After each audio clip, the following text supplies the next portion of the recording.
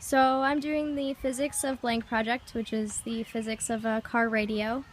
We're going to use the nicer car. So let's get started. So how this works is the electromagnetic energy, which is a mixture of electricity and magnetism, travels past you in waves. These are obviously called radio waves. So on a radio wave, the wavelength is the distance between one crest or trough and the next, while the frequency is the number of waves that arrive in each second. So frequency is measured in a unit called hertz. So if 7 waves arrive in a second, we call that 7 hertz. Radio waves are fast, long, and frequent, and their wavelength can be hundreds of meters, and their frequency can be millions of hertz.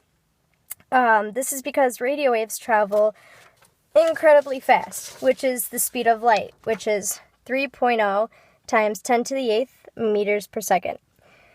Radio waves carry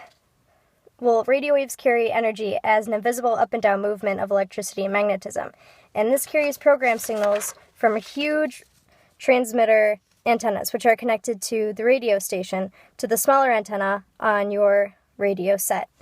A program is transmitted by adding it to a radio wave called a carrier, and this process is called modulation. Sometimes a radio program is added to the carrier in such a way that the program signal causes fluctuations in the carrier's frequency, and this is called frequency modulation, or FM radio. Another way of sending a radio signal is to make the peaks of the carrier wave bigger or smaller.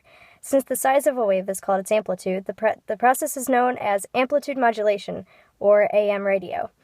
So first, the radio station encodes some information on a radio wave, which is modulation, and then they broadcast the radio wave with the encoded information onto a certain frequency, and your radio antenna picks up the broadcast based on the frequency to which your radio dial is tuned. Your radio then decodes the information from the radio wave and plays the information through the speakers as sound.